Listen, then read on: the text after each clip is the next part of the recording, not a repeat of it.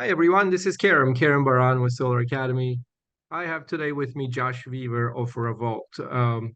Had the pleasure to meet RaVolt at RE Plus this past year in Vegas, and we chatted a little bit about your products at the show, Josh. And I thought you guys would be a perfect fit for SolarAcademy and educating our audience about the types of solutions that you guys are putting out there. So welcome and good to have you. Yeah, awesome. Thanks for having us.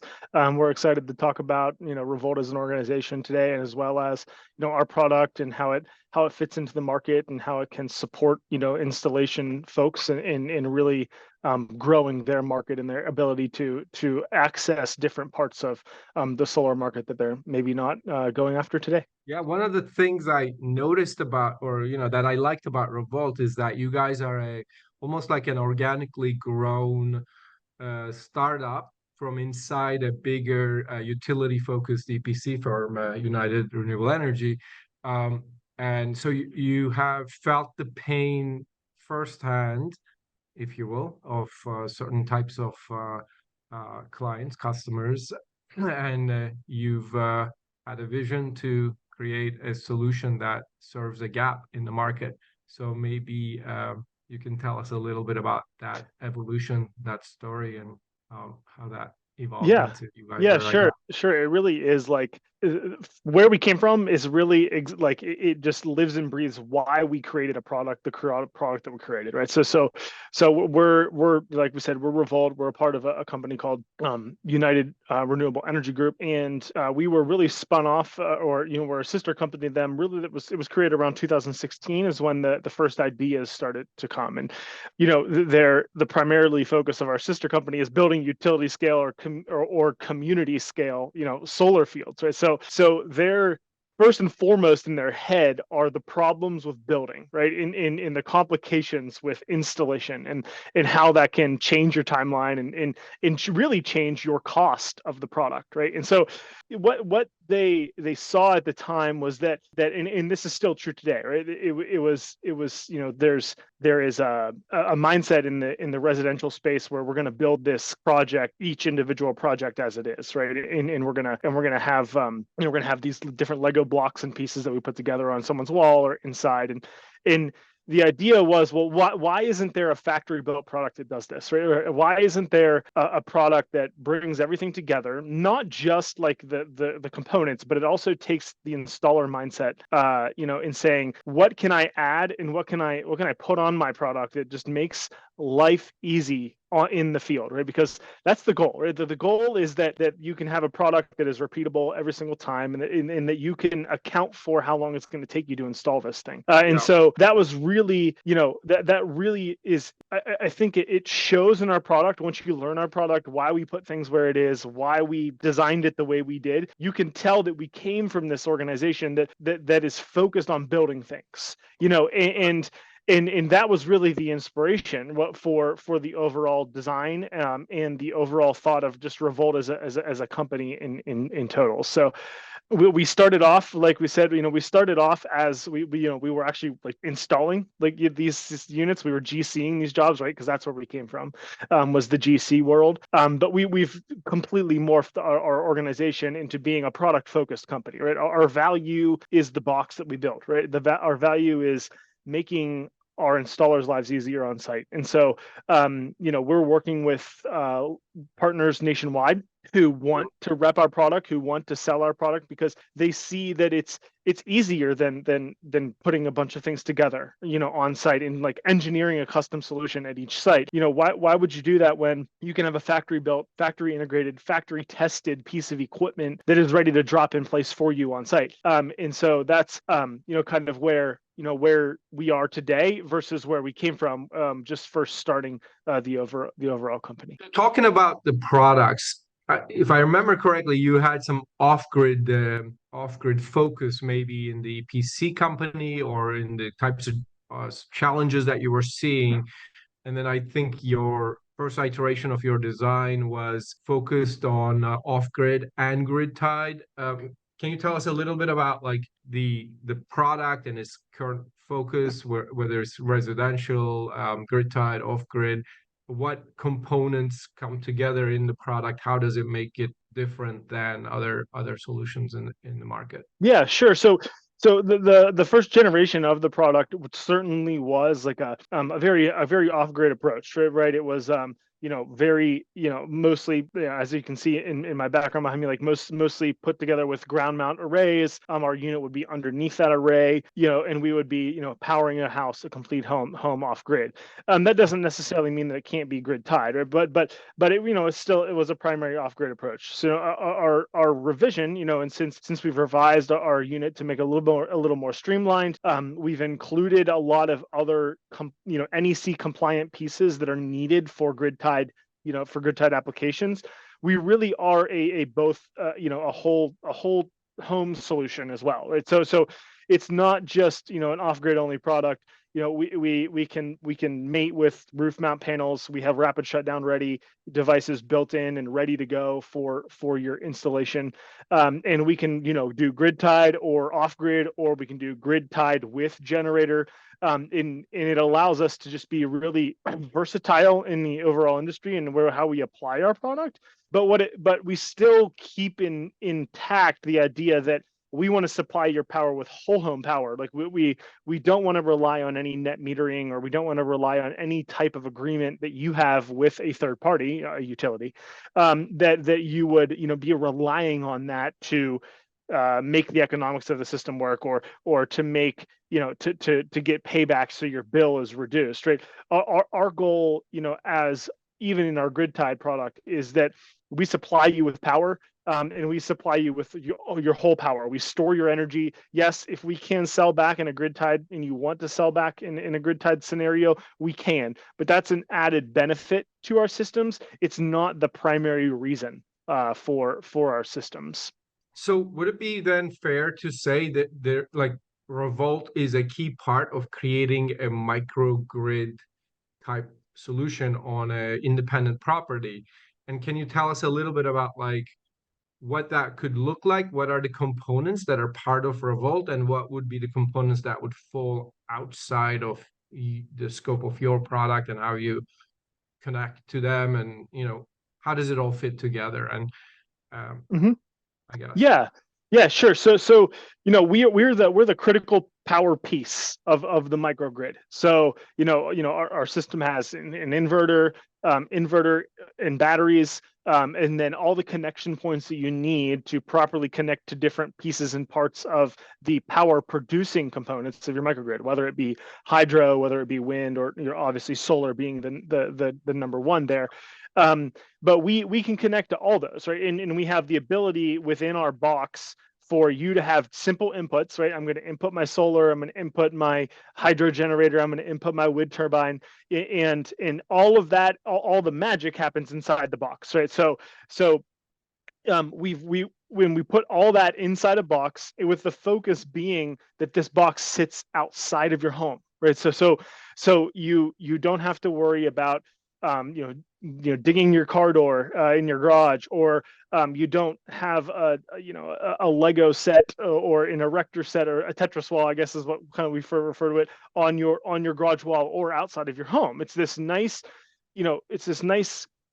box. It's very it's independent of itself. It's lockable. You can't enter it, and it just creates an environment inside of our box to have all of those pieces and components working properly at any given time with any given environment, right? And so that's our focus, right? Like, our focus is, we're going to make this box so that you do not have to enter it. You only have to enter the pieces where you need to connect in, right? And that is all basically on the outside of your box, which would just be a normal electrical connection, right? You're knocking out a regular knockout, and you're not doing any type of custom work from the AC connection point in.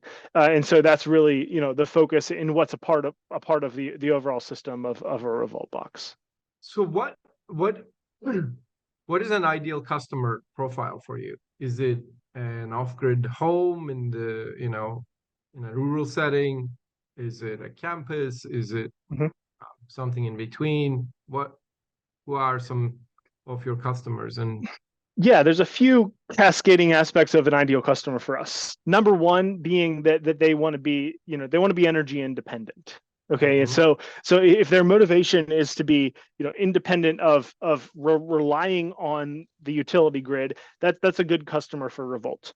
In addition to that, like you typically, I'd say a more rural setting, right, of is likely a major, aspect of an ideal customer for us.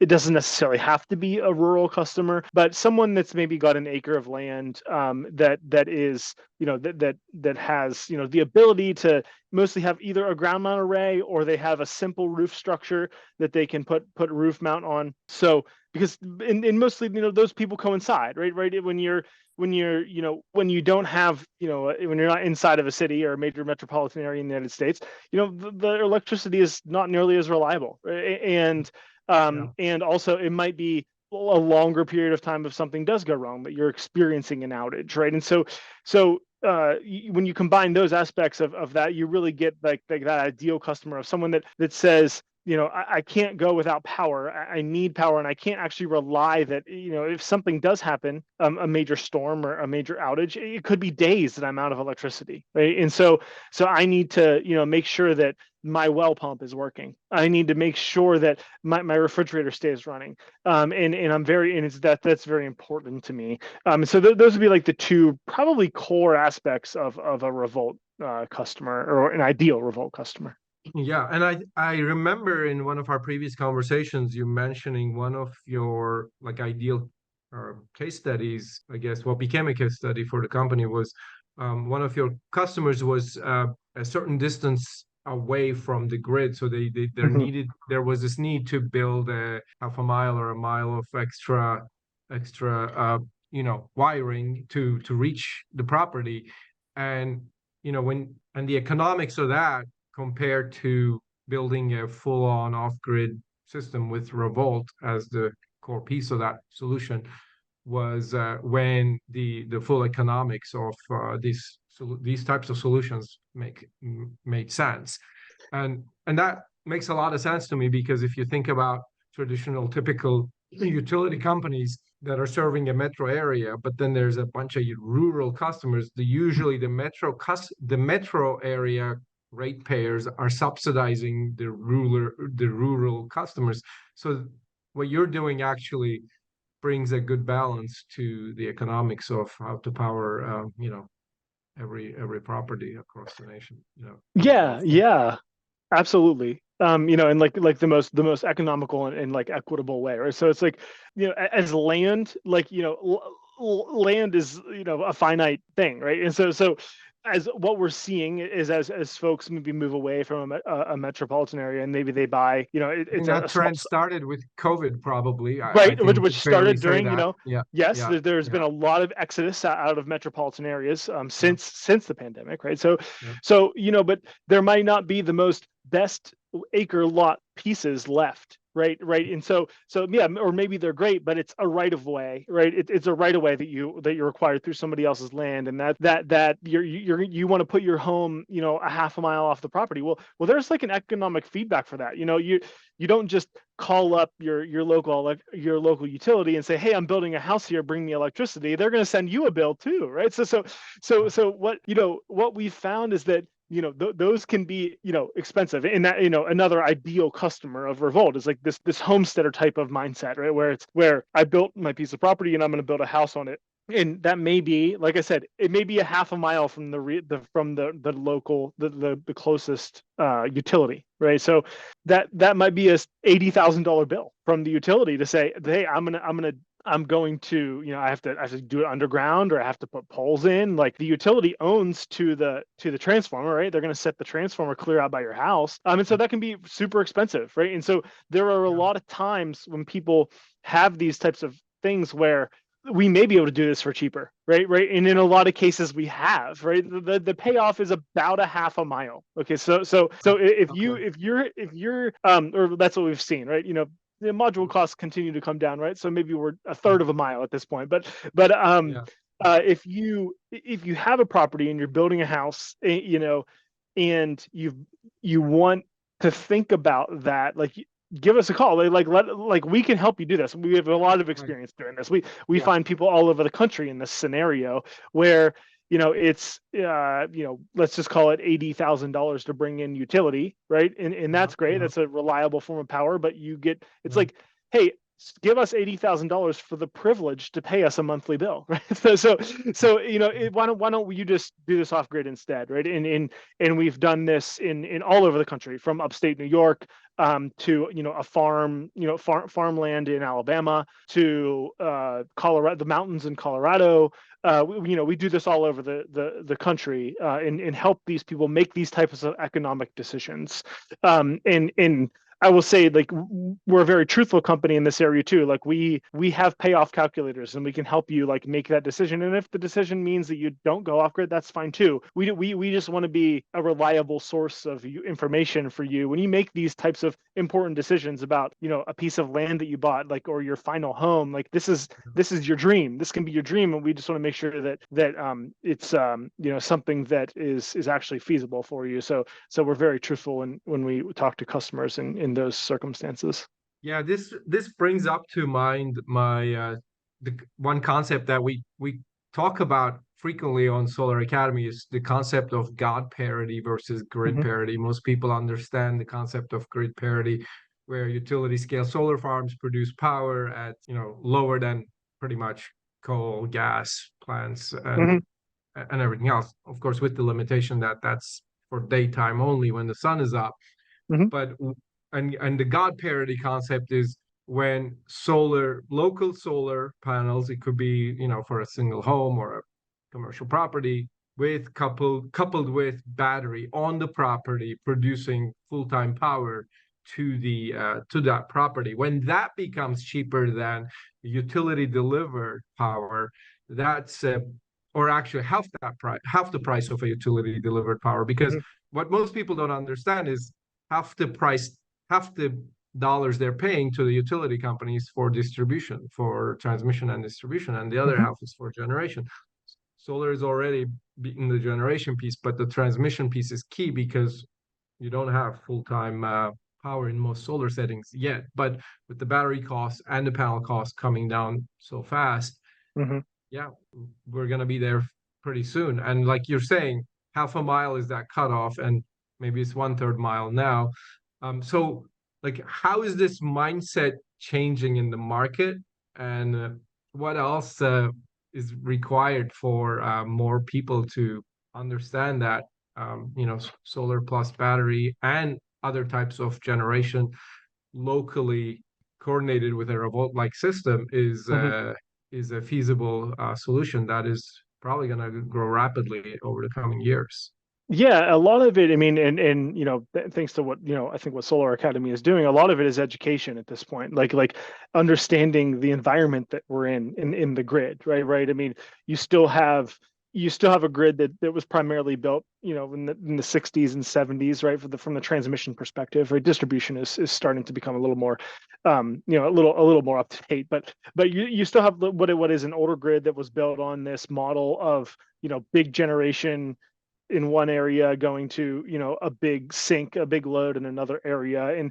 And so, just like, I guess the issues with that are that it's not as reliable. It is, there is reliability issues in certain in a lot of the parts of the country. I mean, you see it in California, you see it in some of the biggest economies in the country, right? California, Texas, all these areas, where you've got issues with grid reliability, right? And so that's one of the thing. The other thing is just increased costs. I mean, how many articles have we seen in the last year of Georgia Power increasing their rates by 12%, or this utility or that utility doing a scaled factor where maybe it's going to be 40% by 2030 is what your energy, your costs are going to be increasing. And then you combine that with net metering essentially going away, right? We're in the early stages of that, but I mean, let's Sure. be honest. By Yeah. 2030, net metering doesn't exist. Let's just put it in.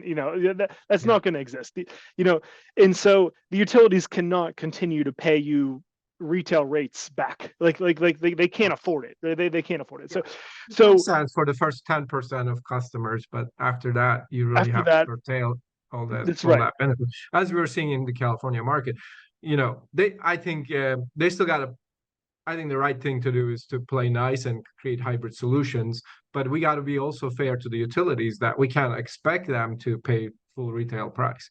And Yeah, yeah, at the same time, utilities got to realize that they got to become more competitive and not act like slothy monopolies and continue functioning on the cost plus model, which just increases their prices right. faster than inflation pretty Mhm. much everywhere in the country. So yeah, I get that. Yeah. Yeah, or they have to be innovative, right? I mean, you're seeing some utilities kind of go to, as they can't afford to pay retail rates, like, well, maybe it makes sense for us to own these microgrid assets, right? Right. Maybe it makes sense for us to like deploy these microgrid assets to houses or to rural areas of our area, because it might cost us less, right? So we are seeing that, but yeah, no, not trying to bash on the utilities. I mean, but because they're a very reliable source of energy for us, but as that thing changes, all of these things that we've talked about, I guess it just makes battery backup and microgrid assets at the residential level more and more economical. All these things that happen continue to make it more realistic for somebody to say, well, I'm just going to make my own and do my own. I'm going to get a decent microgrid. I'm going to have, a regular, a 15 kilowatt array, and I'm going to throw on a 20 kW generator because I want to cook with gas anyway, right? And so I'm going to have this microgrid that I'm just going to own my own energy, like, because that's it's a reality for people today, and it's a reality all the way down the line, from a 4,000 square foot mansion to a 200 square foot tiny home or 400 square foot tiny home.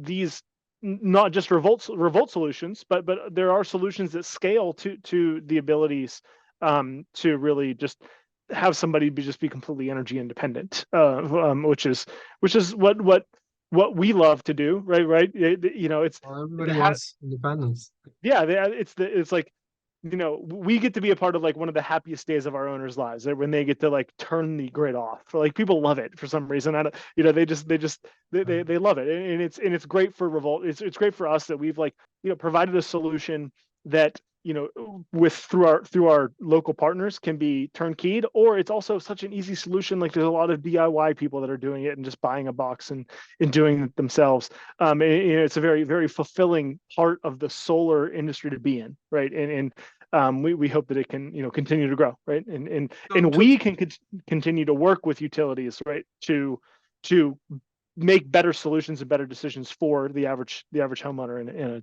given territory. So makes sense. So talking about the go-to-market piece of RaVolt, can you tell us a little bit, who do you partner? How do you sell the solutions? Who installs them? And can the customers come direct to you? Can they self-install? And then maybe talk a little bit about the cost range of the various solutions as well. yeah, I'm sure. So there's two different paths in RaVolt.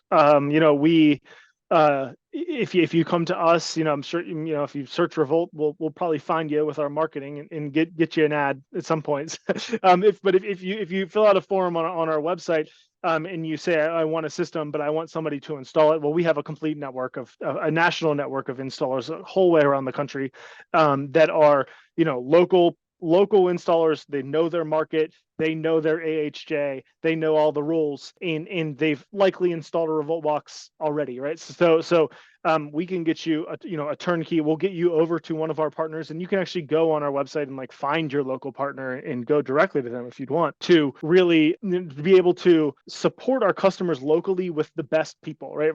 We're a product manufacturer built in Georgia.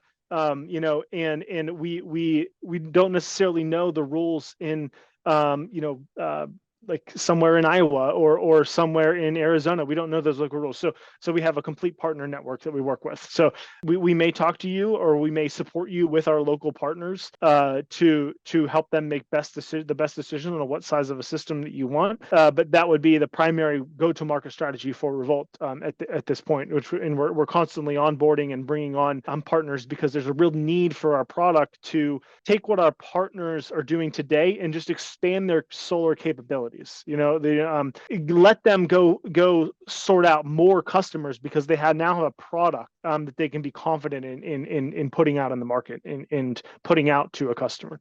So that's the one way. And like I had said earlier, we do sell the box, right? Where you can go buy the box on our website if you want. In for self-install, the people that come and are attracted to RaVolt are a lot of times handy folk, right? So we want to, we general will contractor, electrical contractor yourself, yes. it's totally DIY-able in Yep. some sense. Yeah. Totally DIY-able, and that's one of the major, like we kind of talked about the differences before of like putting together a trough and an inverter batteries and putting this all on your wall. Well, that takes an expert, right? That takes an expert that's done this before, and really, like, we do all the hard parts for an installer. And so, a regular an EC, a GC, they can install these things by themselves. They don't need to necessarily have battery experience to do this, because our customer service, our support staff is there to help those customers do that. I'll touch a little bit on the cost piece. So like we said, we go all the way from our tiny cabin solution. So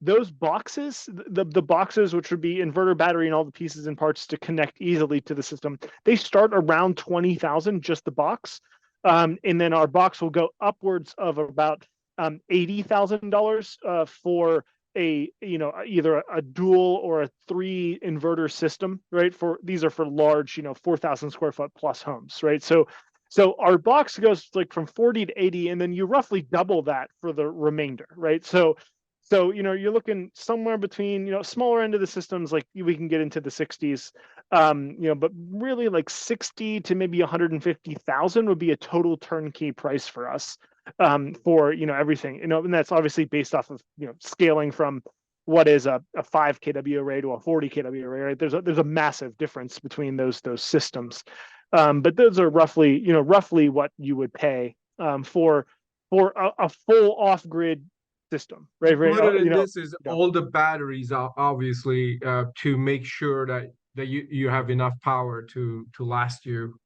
through several cloudy days, I would say.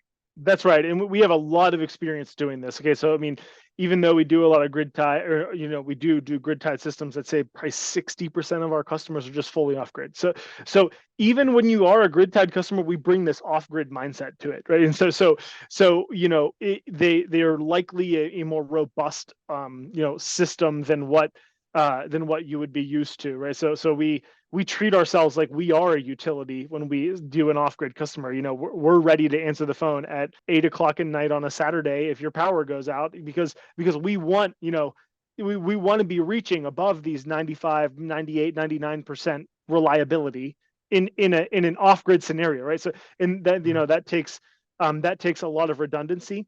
That takes a lot of, in just a lot of resiliency of the overall product. And so that's just the mindset that RaVolt brings. Josh, thank you very much for this wealth of information that you shared with us. This is great. Wonderful. Yeah, thanks for the time. We really enjoyed it. And if anybody needs to reach us, it's RaVolt.us, or you can find us on Instagram, Facebook, LinkedIn, anything. Just search RaVolt. Alrighty. Thank you very much. Thank you.